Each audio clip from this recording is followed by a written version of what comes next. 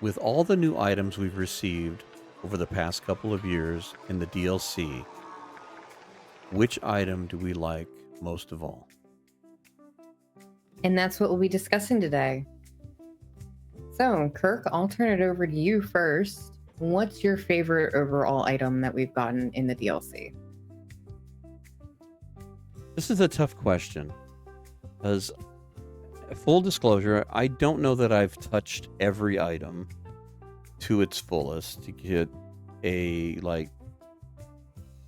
clinical overview of everything. So I'm gonna go with my favorite as an item that kind of saved my behind in a run that I'm doing right now.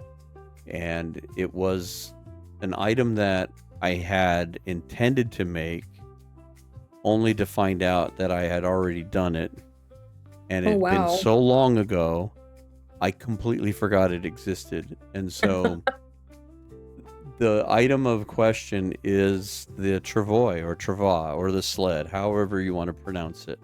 Uh-huh. And the reason it became I'm going to make that my favorite because in my Dead World run, as I'm making my way to my retirement home on the coast, I needed to move a lot of materials from camp office and Mystery Lake over to Coastal Highway. There's a lot of food left over. There's a lot of things to move, and I thought I'm going to need the sled to make this easier. I don't need to be making multiple trips.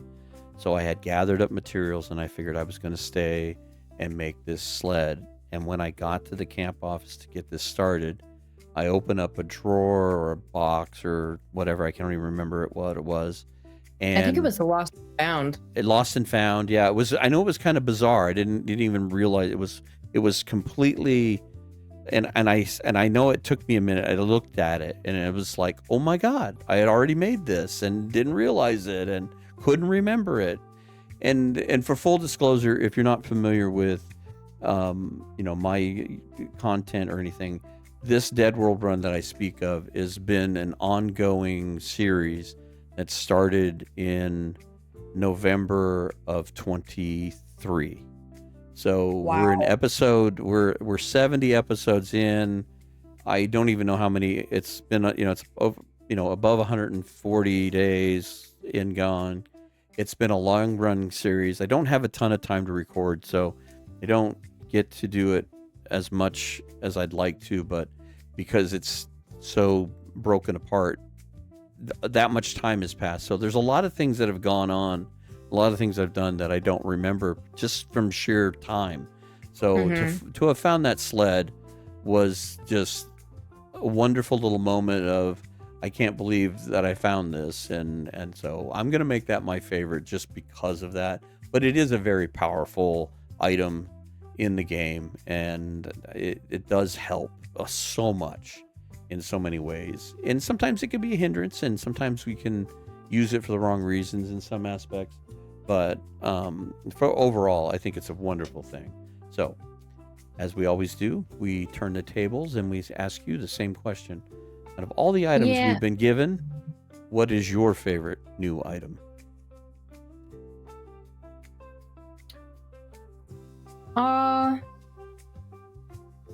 I think I would have to go with the insulated flask, quite honestly. Good choice. Actually, you know what? I'm going to take that back. I think it would depend on the difficulty I'm playing on, quite honestly. If it's interloper and above, it's definitely the insulated flask, like hands down, no contest. But if it's like stalker and below, I would probably say the sled as well. So, you kill a moose or you kill a bear like so far from your base, and what I used to do back before the sled was introduced, that I would pick up, what I could carry back to base, and then the rest of the meat I would just leave it there, and I'll stumble across it later. I'll get it at some point. So I'm sure a lot of people would have words for me about that. Or you would do the other thing, which was you would spend all night long trekking, one or two bags at a snail's pace home. So yeah, it was either you left it behind, or you grinded it out to get everything back home. So yeah, Mm-hmm. Yeah, yeah. I didn't enjoy that process of like ferrying bits of meat back home to where I was going to need it and really use it. So yeah, a lot of it would just be like, yep, it'll be right here. Next time I'm hunting the moose or the bear, I guess I have a snack. Or I'll grab it, whenever I walk this way next time. So yeah, because I didn't want to spend, like you said, all day trying to shuttle it back to wherever it needed to be. So the sled definitely helps in that aspect. But again, the insulated flasks for me on Interloper and above, it's teas are your lifeline.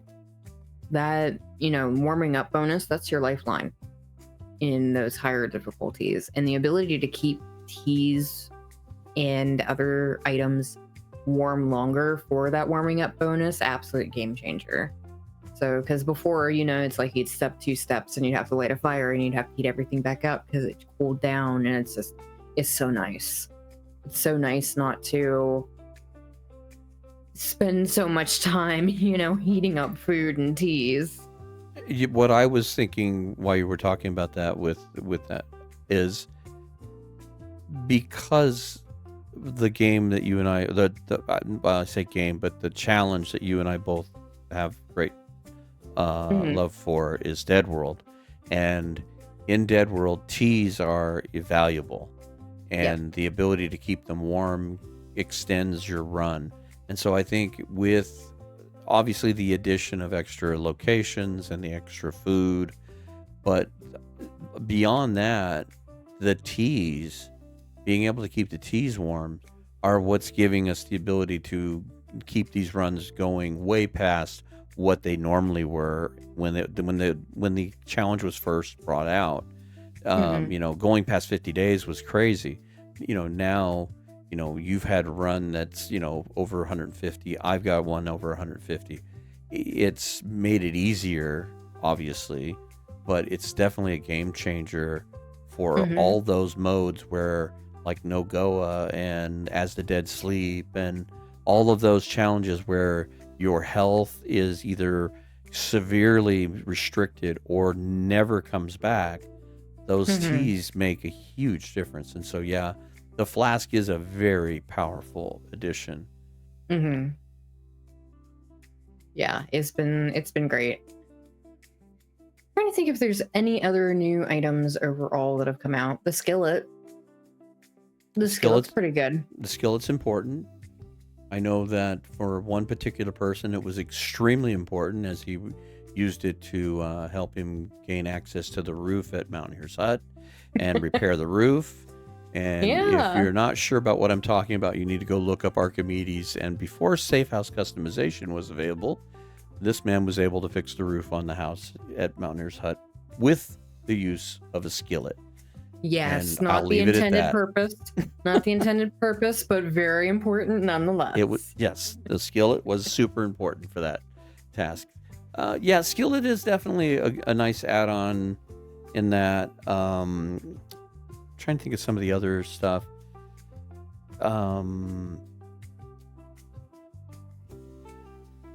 Like, because I know we have other episodes where we talk about like clothing and food, so I don't want to like keep hammering away on that either. I guess the acorns would be new.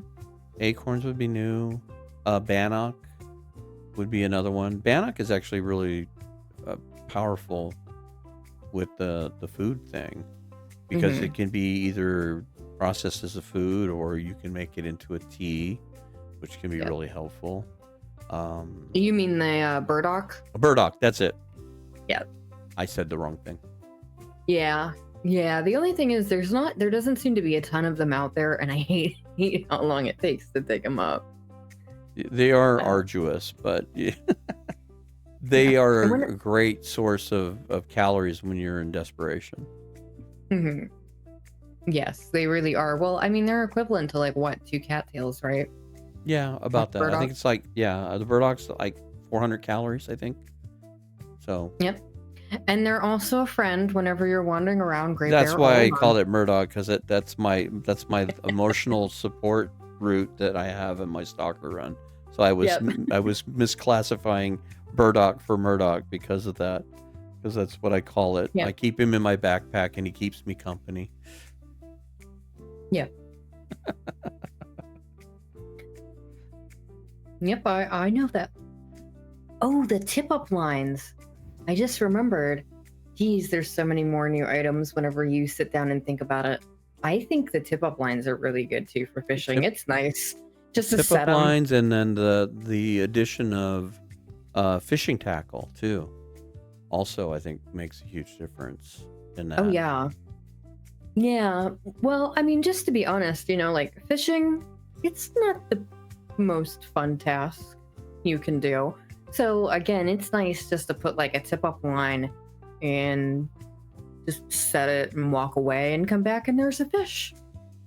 It's definitely more something you can do as passive, kind of like the snare lines. I know a lot of players don't always use snare lines, but they really can be handy Yeah. to set out in certain places, and they're passively hunting for you while you're out doing something else. So for a new additional item, yeah, the tip-ups can be quite an impressive passive means to hunt and gather food. Yeah. That is true. It is true. What about fire hardened arrows? Like think they're kind of I like them, but maybe not for the reason that they were made for. Oh. They are basically for hunting the ptarmigans, and you can Yeah. use them against rabbits. But for me, they tend to be more of an easier way to waste arrows early, getting better at archery. Yeah, that's a good So point. you can make a bunch of them on the cheap. They're just regular sticks and a few feathers, and good knows you can find feathers everywhere. So I think it's just an easy way. You can find a half dozen rabbits in a couple of places, and you've increased your bow skills. And we all know how important that is to get to level 5 for later in the game. So I use it for that. They're great for practice. Yeah. I do like the fire hardened arrows for practice, and I do like for hunting, like the smaller game, because like I've said before, I'm terrible with rocks. I'm absolutely awful throwing rocks. I can never hit anything. But the one thing I don't like about them, and I've seen it on other creators' videos, is that sometimes they have the fire hardened arrows out and then they get approached by like a wolf or a bear or something, and they forget to switch their arrows. And then they shoot the fire hardened arrow, and it didn't really work. I mean, it makes for kind of like a funny oops moment, but at the same time, it's kind of unfortunate. It's a tragic comedy of error in the sense that you create your own oh shit moment. Yep. Exactly. But it teaches you. I need to switch these back. It would be kind of cool if maybe they could change the mechanism where, like, almost like loading the weapon or something. You've got to load your quiver with your regular arrows, or you load your quiver with the fire hardened arrows, and it's one or the other. That would probably be a nicer way to go about it. But the mechanics in the game are the mechanics, and so unfortunately, like a lot of silly things that happen in the long dark, these are just moments that probably are equal to, if not better than, the click you get when you forget to load the flare gun. Yeah, exactly. And with that, we'll pass the question over to all of you. What's your new favorite item in the Tales from the Far Territory DLC, or that's been added over the past 2 years? We'd love to hear your thoughts. Please let us know down in the comments below. But thank you all so very much for joining us for this mini podcast. We really appreciate you, and we hope to see you next time. Bye-bye.